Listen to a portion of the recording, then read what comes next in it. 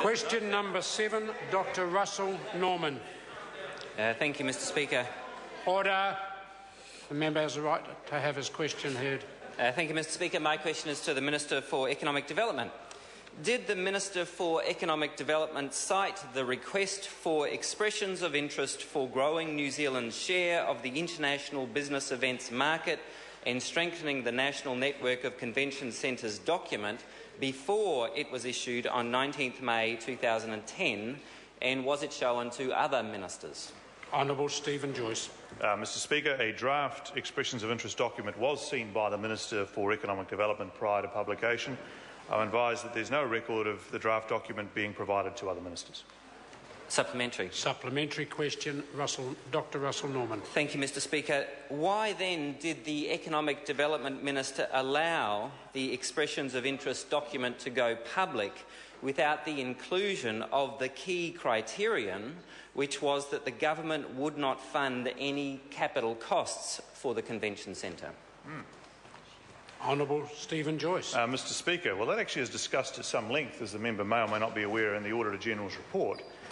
And in fact, the Deputy Auditor-General says that they are not suggesting that the EOI document should have specified a budget or any particular figure, or provided information that would have prevented the competitive process from managing price effectively.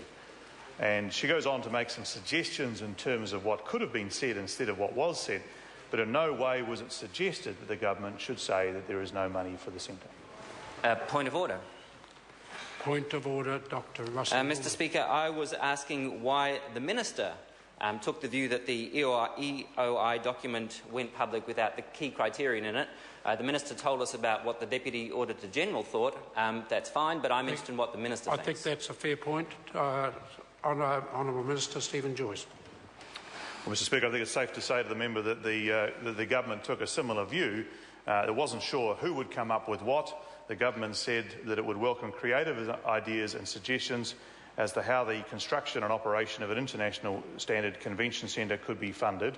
And as I said, the Auditor-General, while saying that there could have perhaps been a little bit more explicit in a couple of areas, was not suggesting that the expressions of interest suggest that there would be no funding. Supplementary. Supplementary question, Dr. Russell Norman. Thank you, Mr. Speaker. Why did ministers tell Sky City, and Sky City alone, in October 2009 and again in March 2010 that a mandatory criterion for a successful convention centre bid was that the government would not have to provide funding for any capital costs?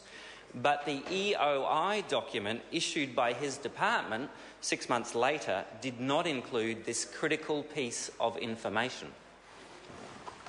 Honourable Stephen Joyce. Well, Mr. Speaker, the reality of it was that, in fact, I don't think the member's right in his use of words in the way they're phrased, but the reality was the government considered its position, decided the best approach was to put out an expressions of interest, call for creative and innovative ways of funding a convention centre, be prepared to accept and look at any proposals, but it also made very clear, and in fact Mr Brownlee, I understand, made clear at the time to prospective bidders that the government was very cash-strapped and didn't have much money, so obviously not putting a huge amount of money on the table was very important from the government's perspective. Supplementary. Supplementary question, Dr. Russell Norman. Does he accept that it was a fundamentally non-transparent and non-even-handed process, as the Deputy Auditor-General found, because one of the bidders, Sky City, was aware that it was a fundamental criterion that there should be no capital funding from the government, but the other bidders were not aware that that was a fundamental criterion of a successful bid? Honourable Stephen Joyce. Mr. Speaker, the member is creating a straw man at least twice in that particular question by suggesting something which I have not seen the Auditor-General to have said, and suggesting the government said something which I've also not seen that the government said, and then saying, isn't that a major problem? And the reality is the premises and the way that the member describes the process is incorrect.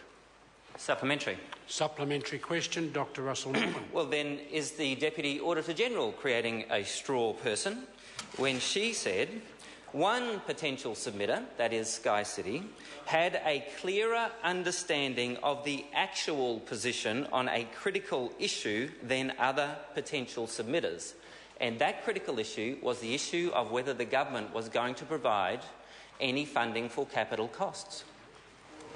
Honourable Stephen Joyce. Mr Speaker, I'd be appreciative of the member to refer to where that is said in the report. What I can say to the member in relation to the EOI process, that the Deputy Auditor-General said that the consequences of the flaws in the EOI document were relatively minor. And again, she felt that there should have been more planning done in terms of the process, but actually the suggestions she made in terms of the expressions of interest document in relation to cost were actually not hugely different from what the government actually did in the initial phase. Point of order. Point of order, Dr Russel Norman. Thank you, Mr Speaker. In light of the Minister's request that I point to where that comes from, I seek to table one paragraph from the report, which is 4.6.1, where the Deputy Auditor-General says the result was that... The report is publicly available. It's been studied by many members. Not this one. A further supplementary? Supplementary. Supplementary question.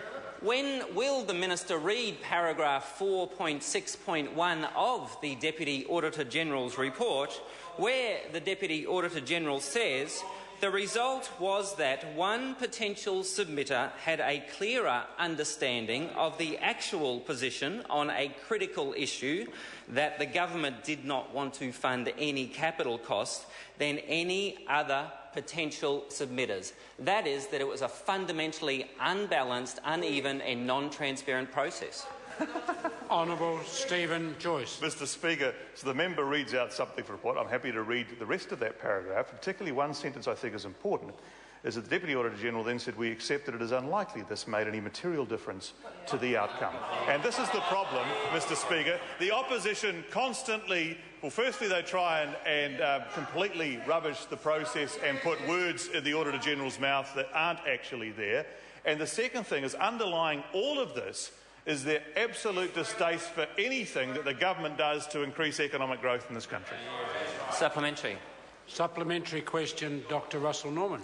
Does he accept that the ministers who had personally spelt out to Sky City that the government's bottom line was that they wouldn't stump up any money for capital costs had a fundamental responsibility to ensure that the other bidders for the Convention Centre were also aware of this bottom line, because the Deputy Auditor-General is very clear that the other bidders were not aware of it?